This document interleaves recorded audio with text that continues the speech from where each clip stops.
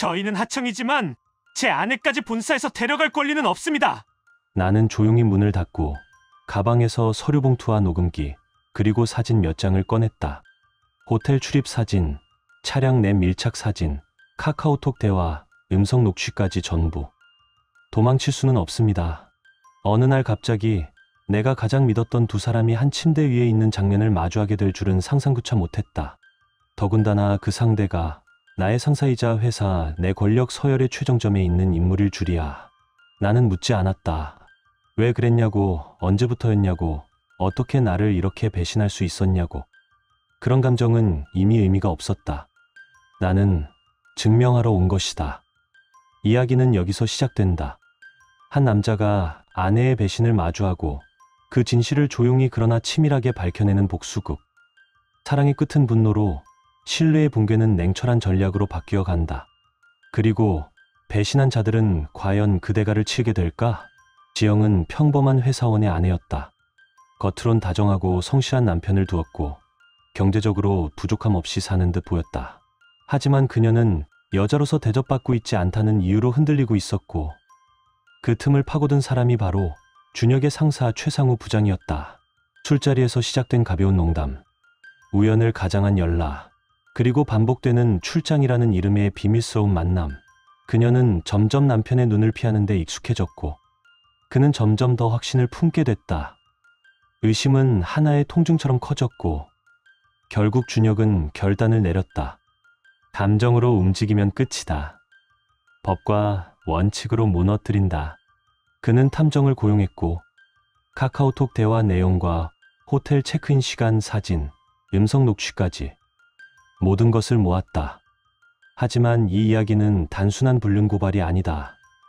문제는 상사와 부하 직원이라는 권력의 위계 속에 존재한 부당한 관계다. 하청이라는 이유로 침묵을 강요받던 남자의 조용한 반란이자 사내 권력의 균열을 일으킨 정의의 반격이다. 이제 이야기의 무대는 좁은 호텔방에서 거대한 본사 회의실로 옮겨진다. 이 싸움은 단순한 감정의 분출이 아니다. 사회적으로, 법적으로, 회사 내 위계 속에서 무너뜨릴 수 있는 완벽한 반격의 시나리오다. 그리고 아직 끝나지 않았다. 이 복수는 단지 시작일 뿐이다. 그들이 잃게 될 것은 단순히 사랑이나 명예가 아닐 수도 있다. 결말은 여러분의 예상을 완전히 뒤엎을지도 모릅니다. 여러분의 생각은 어떠셨나요? 댓글로 꼭 남겨주세요. 구독과 좋아요도 잊지 마시고 방탐정의 이중 파일과 함께 더 놀랍고 흥미로운 이야기 속으로 떠나봐요. 호텔 객실 문이 열리는 그 순간 무거운 공기와 함께 내 숨도 멎었다. 싸늘한 냉기와 함께 밀려나오는 정적 속엔 설명할 수 없는 감정이 뒤섞여 있었다. 나는 마치 그 자리에 뿌리내린 사람처럼 굳어버렸고 눈앞에 펼쳐진 광경을 이해하려 애썼다. 아니, 사실은 이해하고 싶지 않았다. 침대 위에는 내 아내 지영이 있었다. 그녀는 하얀 이불을 가슴까지 끌어올리고 몸을 움츠린 채 굳은 표정으로 나를 바라보았다. 그 눈엔 공포와 죄책감, 그리고 들킨 사람의 반사적인 방어가 담겨 있었다. 그러나 그보다도 내 눈길을 사로잡은 건 그녀 옆에 앉아있는 남자였다.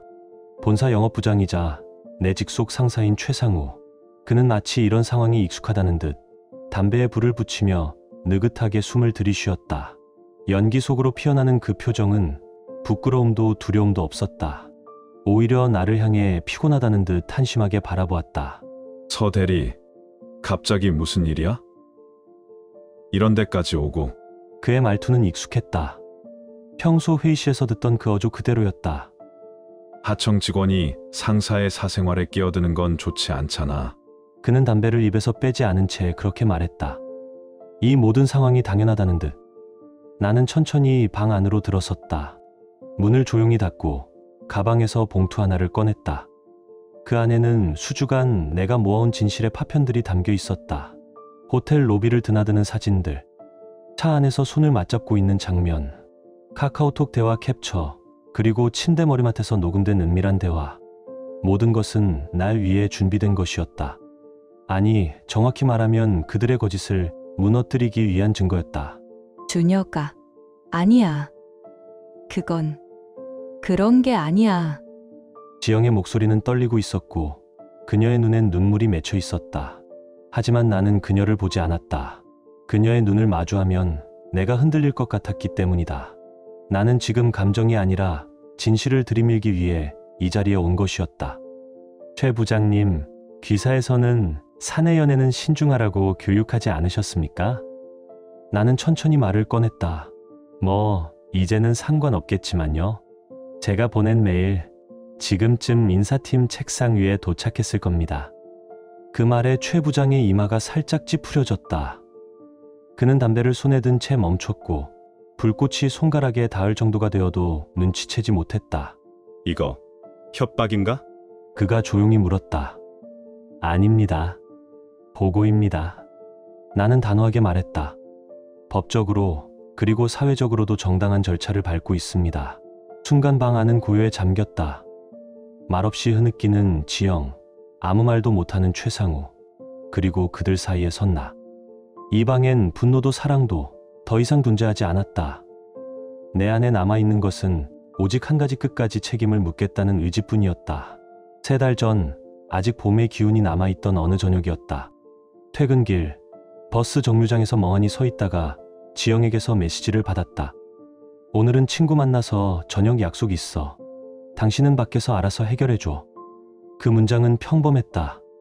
하지만 그날의 바람은 평소보다 차가웠고 스마트폰 화면에 맺힌 글자들은 왠지 모르게 낯설게 느껴졌다. 그 작은 이질감이 내 일상 전체를 흔들기 시작했다. 다음 날 아침 우리는 평소처럼 식탁에 마주 앉았다. 나는 조심스럽게 반숙 계란을 젓가락으로 가르며 그녀를 살폈다. 지영은 된장국을 한 입 마시며 웃었지만 그 웃음은 어딘가 억지로 짜낸 것 같았다. 무엇보다 그녀는 스마트폰을 테이블 아래로 스며시 숨겼다. 그날 이후 나는 그녀의 작은 행동 하나하나에 예민해지기 시작했다. 대화는 줄어들었고 웃음은 억지스러웠다. 그녀는 직장 이야기를 피했고 스마트폰은 손에서 떼질 않았다. 화장실까지 들고 가며 알림도 모두 꺼버렸다. 그때까지만 해도 나는 믿고 싶었다. 그저 내가 너무 민감한 걸 거라고, 내 불안이 피해망상에 불과하다고. 하지만 그 불안은 결국 날 진실로 이끌었다. 사건의 실마리는 전혀 예상치 못한 순간에 시작되었다. 그날은 평소보다 일이 조금 일찍 끝나 퇴근 후 근처의 단골 술집으로 발걸음을 옮겼다. 혼자 조용히 술 한잔하며 하루를 정리하려던 참이었다. 직장이라는 공간은 늘 고단함과 책임이 교차하는 곳이었고 이런 고요한 시간은 나만의 숨통이었다. 낮게 깔린 조명, 적당히 어수선한 사람들 속에서 혼자 잔을 기울이고 있을 때였다. 내 옆 테이블에서 들려오는 가벼운 웃음소리. 낯익은 얼굴, 본사 직원 몇 명이 퇴근 후 회식을 하고 있었다. 그들 중 한 명이 별 생각 없이 내게 말을 걸었다. 서 대리님, 요즘도 많이 바쁘시죠? 나는 고개를 끄덕이며 웃었다. 그런데 그 다음 말이 나의 귀를 송곳처럼 찔러왔다. 아, 들으셨어요? 최 부장님, 또 여자 데려다 놨다던데요.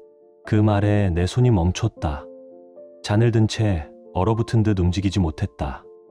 그 직원은 내가 들을 줄은 몰랐던 듯 당황하지 않고 말을 이었다. 그 양반 유부남이잖아요. 근데 뭐 여자로 좀 유명하잖아요. 지난번에도 젊은 여자랑 차 안에서 들리는 말로는 유부녀였대요. 나는 억지로 웃는 표정을 지으며 잔을 들었지만 그 웃음은 입가에만 걸쳐 있었다. 속은 싸늘하게 식어 내려가고 있었고 머릿속엔 한 이름이 떠올랐다. 지영, 그리고 최상우.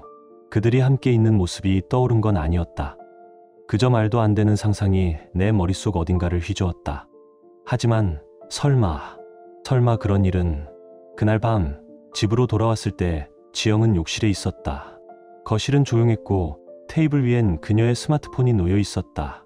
평소 같았으면 지나쳤을 장면. 하지만 이상하게도 그날은 시선이 자꾸 그 화면으로 향했다. 나는 마치 무언가에 이끌리듯 스마트폰을 집어들었다. 잠겨있는 화면 위로 불현듯 알림 하나가 스쳐 지나갔다. 수정 기능은 고마워.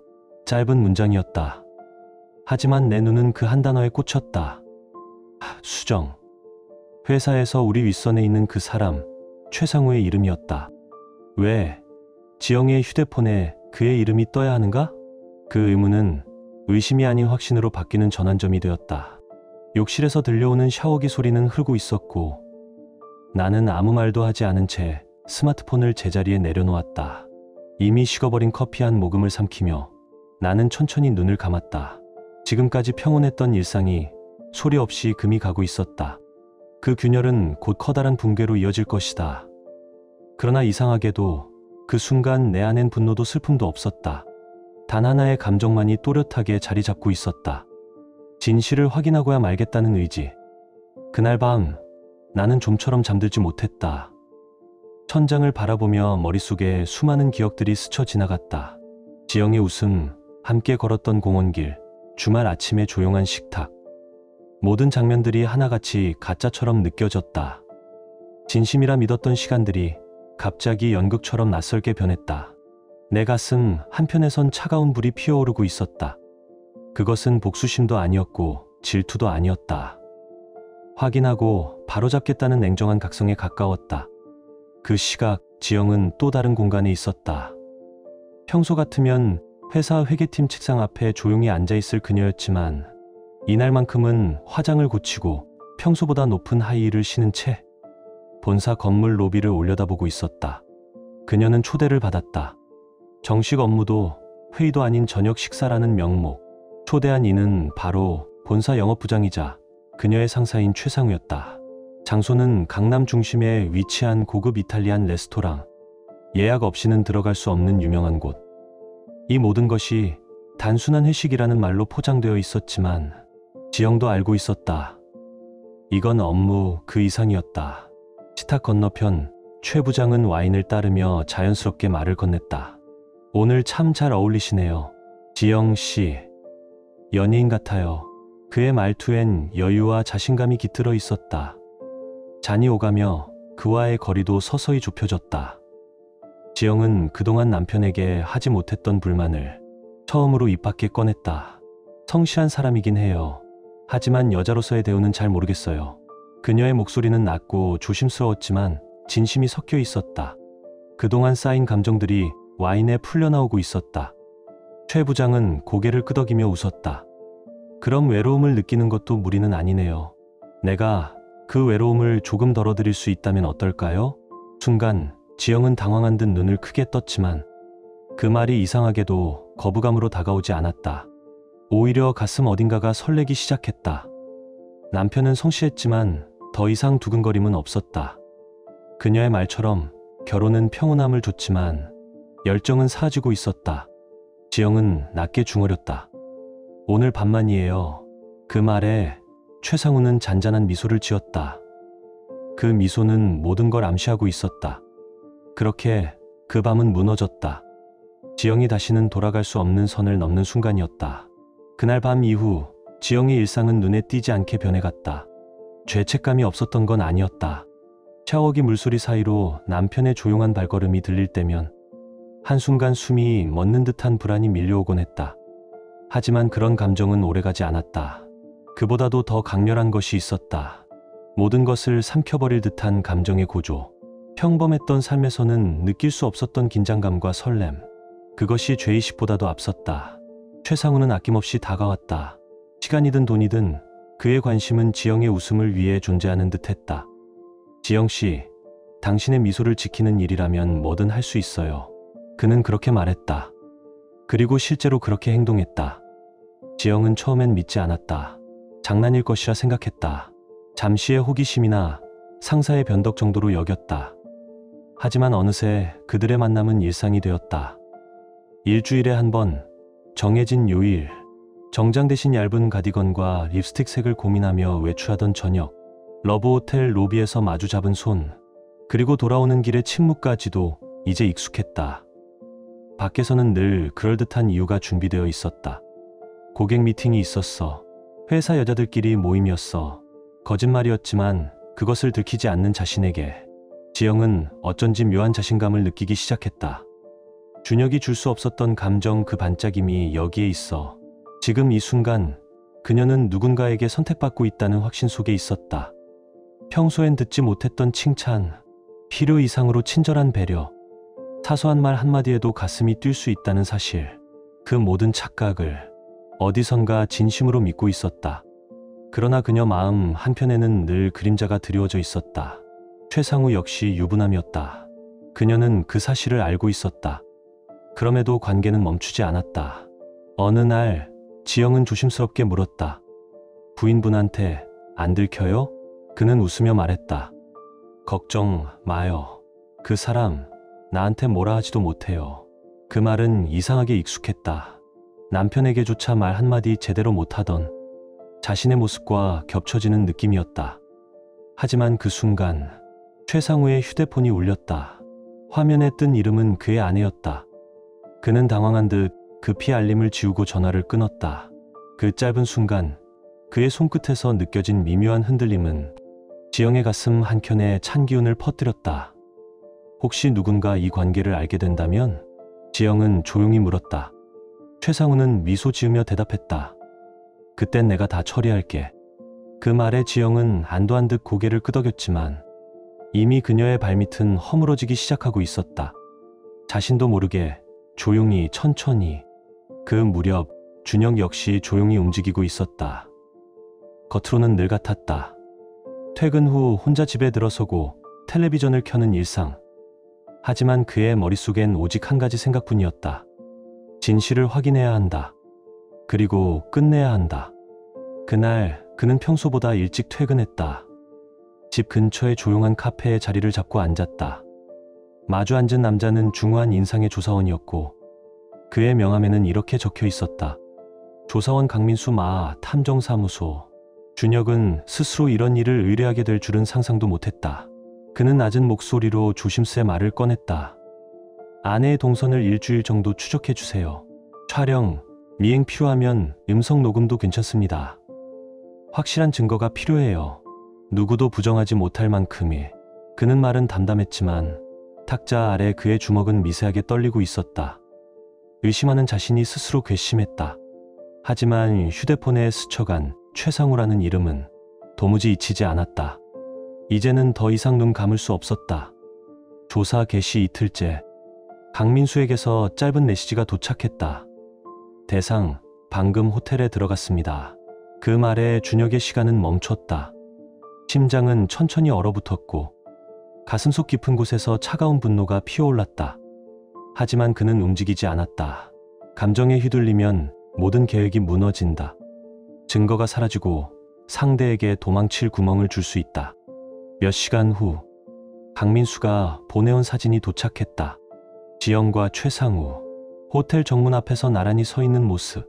서로 얼굴을 향하고 손을 잡은 채 웃고 있었다. 누가 봐도 연인이었다. 아무런 거리낌 없이 세상을 속이는 표정이었다.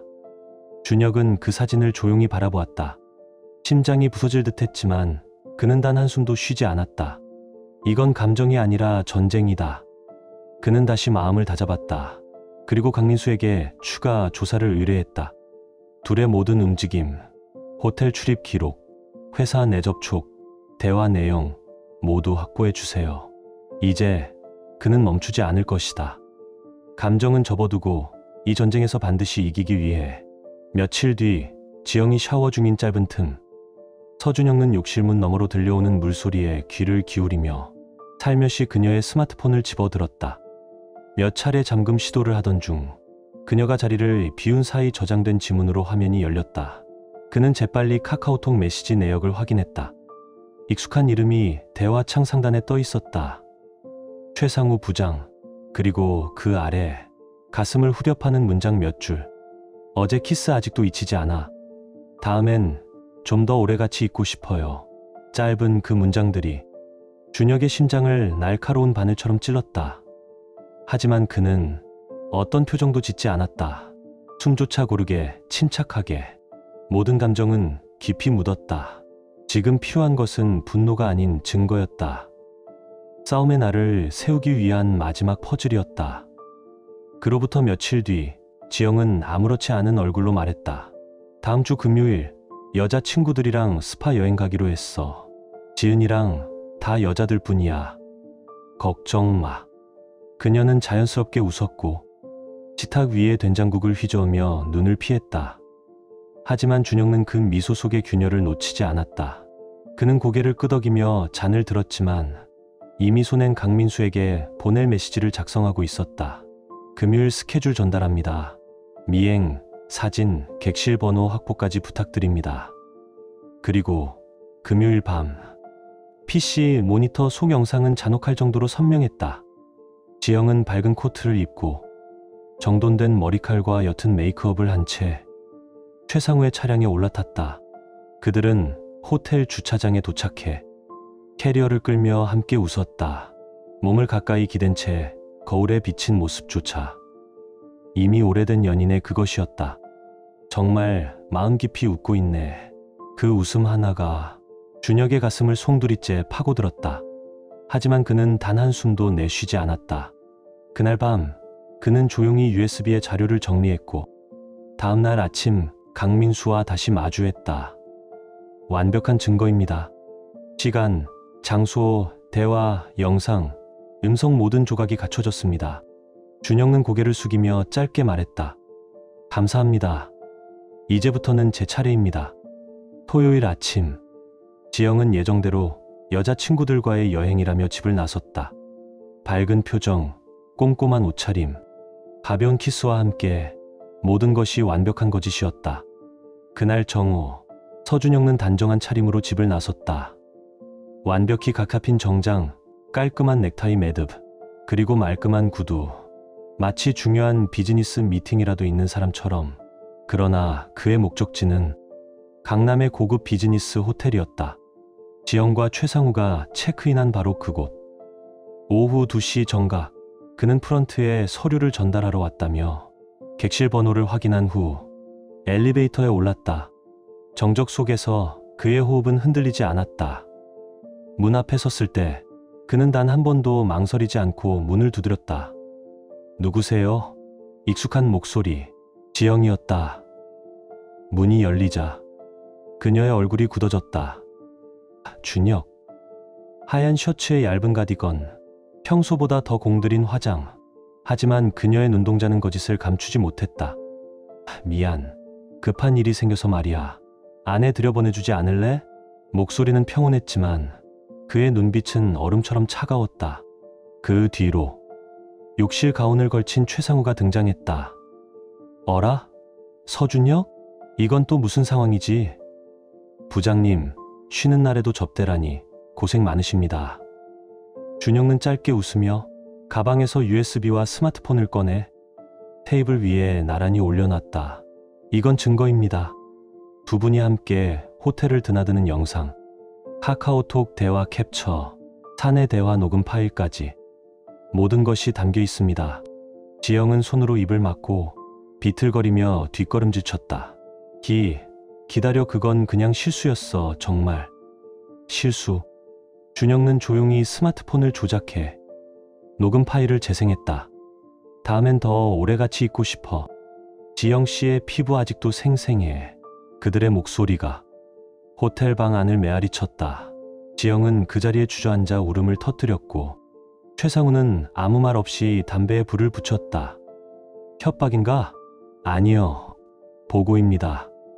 인사부와 컴플라이언스 팀에 이 자료는 이미 전달됐고 부장님 사모님께도 오늘 아침 등기로 발송해뒀습니다. 목소리는 담담했지만 눈빛은 단단하고 확고했다. 그리고 이혼 서류도 준비되어 있습니다. 위자료 청구는 정식으로 진행할 거예요.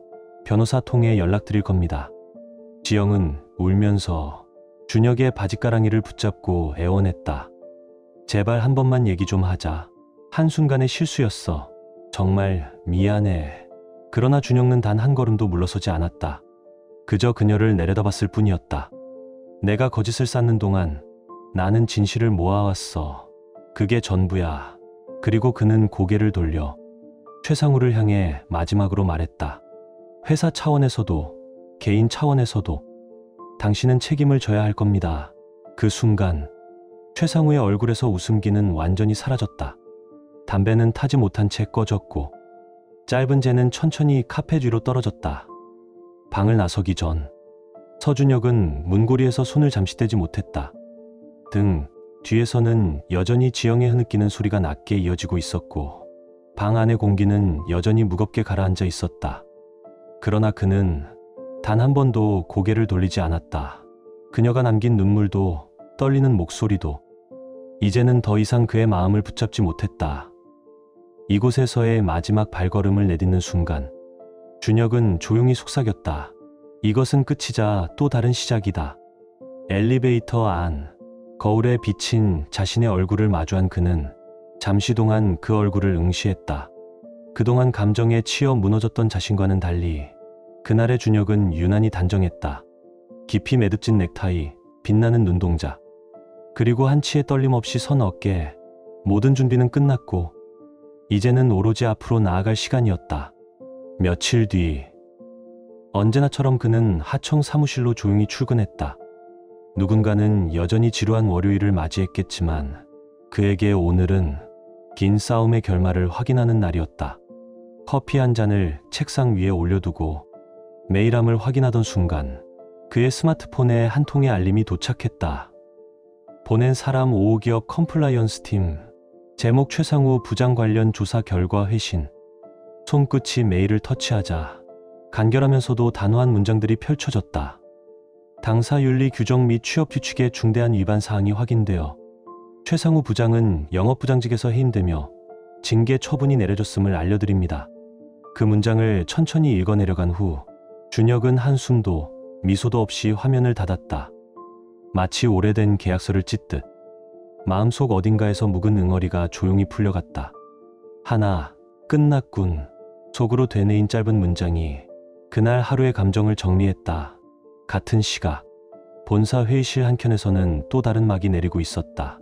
검은 수트를 입고 앉은 최상우는 피곤이 깃든 얼굴로 넥타이를 느슨하게 풀어헤치고 있었다. 눈 밑은 퀭하게 꺼졌고 입술은 마르다 못해 트여 있었다. 그 앞에는 인사부장, 컴플라이언스 책임자, 그리고 사내의 법무팀장이 앉아 있었다. 탁자 위에는 그를 향한 진술서와 증거 파일이 정리되어 놓여 있었다. 최 부장님, 귀하의 행위는 회사의 명예를 심각히 훼손했으며 외부 신고 및 내부 규정 위반 사항이 모두 확인되었습니다. 이에 따라 오늘부로 영업부장직에서 해임되며 지방 영업소로의 인사이동 및 향후 3년간의 인사평가, 상불이익 조치가 함께 이루어질 예정입니다. 그 말을 들은 최상우는 더 이상 변명하지 않았다. 의자 등받이에 등을 기댄 채 아무 말 없이 천장을 바라봤다. 자신이 그토록 공들였던 커리어, 사회적 지위, 심지어 가정까지 모두가 한순간의 유혹에 무너져 내렸다. 그 대가가 얼마나 혹독한 것인지 이제야 실감할 수 있었다. 한편 지영 역시 준혁의 변호사로부터 도착한 내용 증명서를 손에 쥔 채 침묵 속에 앉아 있었다. 위자료 청구 금액 300만 원, 납부 기한 3개월 이내. 정제된 문체의 공문서는 지영에게 감정의 여지를 허락하지 않았다. 급히 친정에 전화를 걸었지만 아버지는 냉정한 한마디로 잘라냈다. 그런 수치스러운 일로 우리 집까지 더럽히지 마라. 어머니는 말없이 울기만 했다. 무언의 절연, 그게 더 아프게 가슴을 후렸다. 지푸라기라도 잡고 싶은 심정으로 최상우에게 문자를 보냈지만 돌아온 건 딱 한 줄. 더 이상 연락하지 마. 나는 내일 처리하기도 바쁘다. 그 순간 지영은 깨달았다. 지금의 자신은 어디에도 누구에게도 기대설 수 없는 존재가 되었다는 것을. 며칠 후 이혼 서류를 관청에 제출하고 돌아오는 길, 준혁은 혼자 공원 벤치에 앉아 따뜻한 바람에 실려 날리는 벚꽃을 바라봤다. 하늘은 맑았고 그의 마음속도 이상할 정도로 평온했다. 이걸로 진짜 끝인가? 그때 후배 타무라가 다가와 조심스럽게 커피를 건넸다. 선배님, 수고 많으셨습니다. 소문 들었어요. 그 원청건 진짜 멋졌습니다.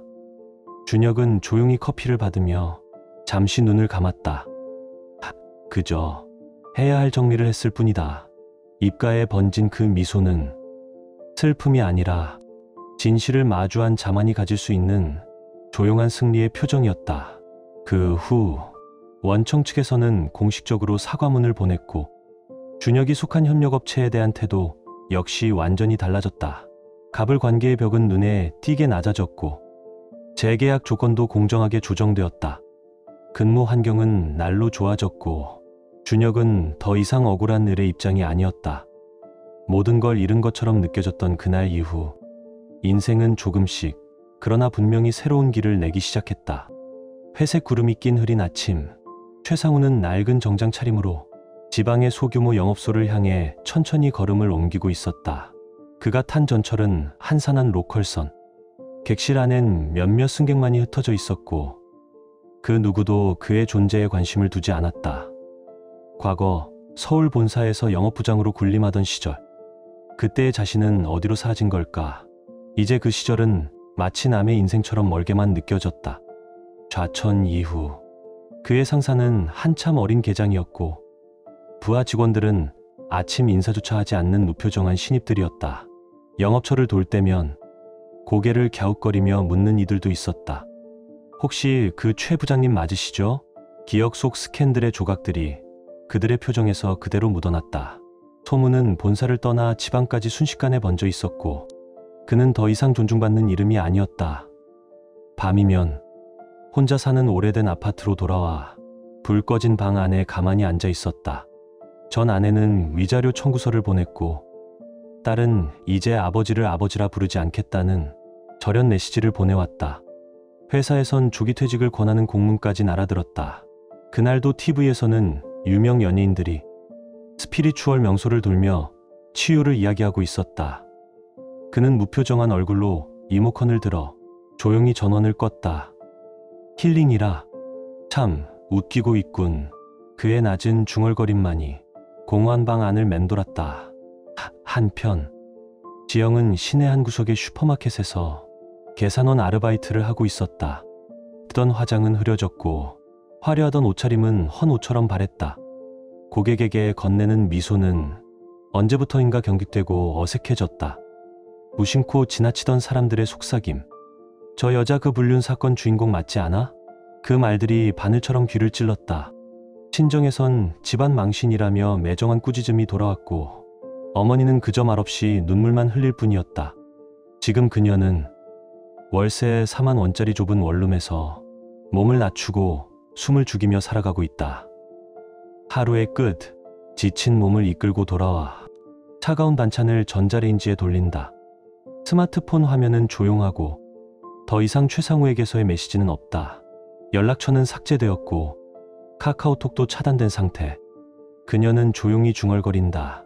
그때 정말 잘못했던 건 나였던 거야. 아무에게도 닿지 않는 속삭임. 대답은 없었다. 무심코 스마트폰 앨범을 연다. 그 안에는 한때의 여행 사진. 서로를 바라보며 웃던 자신과 최상우의 모습이 남아 있었다. 손가락이 삭제 버튼 위에 멈추지만 결국 화면을 닫는다. 그녀는 아직 그 모든 과거로부터 완전히 벗어나지 못하고 있었다. 한편 벚꽃 흩날리는 봄날 오후, 서준혁은 강변 벤치에 앉아 잔잔한 햇살 아래에 고개를 기울이고 있었다. 그 옆에서는 여동생의 딸이 아이스크림을 손에 쥐고 천진하게 웃고 있었다. 삼촌, 다음에 또 놀아줘야 해. 응, 물론이지. 꼭 다시 오지. 준혁은 아이의 머리를 쓰다듬으며 따뜻한 미소를 지었다. 무엇이 진짜 소중한 것인지, 어떤 관계가 삶을 지탱해 주는지 그는 뼈저리게 깨달았다. 진실하게 살아간다는 것, 그 가치를 지키며 살아가는 사람들과의 인연, 그것이야말로 가장 큰 보물이라는 것을. 회사에서는 후배들의 신뢰를 얻었고 원청과의 관계도 개선되었다. 그 사건 이후 준혁의 성실함은 더욱 빛을 발했고 고 팀 리더 승진 이야기도 오가고 있다. 이별은 많은 것을 앗아갔다. 하지만 동시에 허위와 얽매임에서 해방시키기도 했다. 앞으로는 과거에 사로잡히지 않고 오직 앞으로 자신의 진실과 신념만을 지키며 나아가면 된다. 강변 위, 산들바람에 벚꽃이 흩날린다. 준혁은 잠시 눈을 감았다가 조용히 하늘을 올려다보았다. 배신은 벌을 받았고 성실함은 끝내 지켜졌다. 그리고 인생은 다시 움직이기 시작했다. 이제는 누구도 곁에 없지만 더 이상 외롭지 않았다. 배신한 자에게는 대가가, 진실했던 자에게는 빛이. 이야기는 여기서 조용히 막을 내린다. 시청해주셔서 감사합니다. 마음에 드셨다면 다시 찾아와 주세요. 지금 당신의 마음은 어떤가요? 이야기를 읽으며 떠오른 감정이나 생각이 있다면 댓글로 나눠주세요. 당신의 진심 어린 한마디가 누군가에겐 큰 위로가 될 수 있습니다. 이 짧은 이야기 속에 작은 온기나 잊고 지낸 감정 하나라도 담겨 있었다면 그것만으로 이 이야기는 충분히 의미 있는 시간이었을 거예요. 좋아요와 구독 그리고 공유는 이런 따뜻한 이야기가 더 많은 사람의 하루에 조용히 스며들 수 있는 힘이 됩니다. 함께 해주셔서 고맙습니다. 당신의 하루에도 조용한 평안과 따뜻한 사람이 함께하길 진심으로 바랍니다.